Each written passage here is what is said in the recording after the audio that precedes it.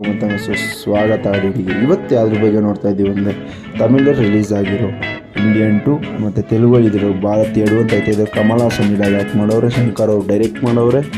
ಈ ಫಿಲಮ್ ಒಂದು politics based story. 1996 Indian 1 release ಆಯಿತು ನೋಡಿ. ಆಫ್ಟರ್ ಮೆನಿ ಇಯರ್ಸ್ ಇಂಡಿಯನ್ 2 ಬಂದು ಜುಲೈ 12 ರಿಲೀಸ್ ಆಗಿದೆ ವರ್ಲ್ಡ್ ವೈಡಲ್ಲಿ ನೋಡಿ. ಈ ಫಿಲಮ್ ಬಂದು ಫುಲ್ ಪಾಲಿಟಿಕ್ಸ್ ಆಗಿ ಆ್ಯಕ್ಷನ್ ಎರಡು ಕಂಬೈನ್ ಆಗಿರೋ ಸ್ಟೋರಿ.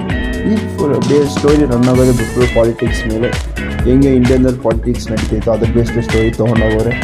ಈ ಫಿಲಮ್ ಒಂದು ಕಂಟಿನ್ಯೂಟಿ ಇಲ್ಲ ಅಂತೀವಿ. ಲಾಸ್ಟಲ್ಲಿ ಕಮಲ್ ಹಾಸನ್ ಅವ್ರ ಎಂಟ್ರಿನೇ ಬರೋದು ಆಫ್ಟರ್ 20 ಮಿನಿಟ್ಸ್ ಆಗಿರುತ್ತೆ. ಈ ಫಿಲಮಲ್ಲಿ ಎಂಡಿಂಗ್ ಅನ್ನೋದು ನಮಗೇನು ಇಷ್ಟ ಇಲ್ಲ, ಕರೆಕ್ಟಾಗಿ ಕೊಟ್ಟಿಲ್ಲ ಅಂತ ಇಂಡಿಯನ್ 3 ಅಂತ ತೊಗೊಂಡೋಗೋರೆ ಮುಂದಕ್ಕೆ. ಈ ಫಿಲಮ್ ಅನ್ನೋದು ಒಂದು ಫ್ಯಾಮಿಲಿ ಎಂಟರ್ಟೈನ್ಮೆಂಟ್ ಅಂತ ನಾವು ಹೇಳೋದಕ್ಕಾಗಲ್ಲ. ಫ್ಯಾಮಿಲಿ ಜೊತೆ ಕುತ್ಕೊಂಡು ನೋಡ್ಬೋದು. ಇಲ್ಲ ಈ ಥಿಯೇಟ್ರ್ ಎಕ್ಸ್ಪೀರಿಯೆನ್ಸ್ ಅನ್ನೋದಕ್ಕೆ ಅನುಭವಿಸೋದಕ್ಕೆ ಲೈಕ್ ಎಕ್ಸ್ಪೀರಿಯೆನ್ಸ್ ಏನಿಲ್ಲ. ನೀವು ಡೈರೆಕ್ಟಾಗಿ OTT ರಿಲೀಸ್ ಆದಾಗ ನೋಡ್ಬೋದು ಅಂತೀವಿ. ಈ ಫಿಲಮ್ ಅಂದರೆ ಆ್ಯಾವ್ರೇಜ್ ಅವ್ರು ರನ್ ಆಗ್ತೈತೆ ನೋಡಿ. ಈ ವಿಡಿಯೋ ಇಷ್ಟ ಆದರೆ ಲೈಕ್ ಮಾಡಿ, ಶೇರ್ ಮಾಡಿ, ಸಬ್ಸ್ಕ್ರೈಬ್ ಮಾಡಿ. ಮುಂದಿನ ಅಪ್ಡೇಟ್ಗಾಗಿ ನಮ್ಮ ಚಾನಲ್ನ ಫಾಲೋ ಮಾಡಿ.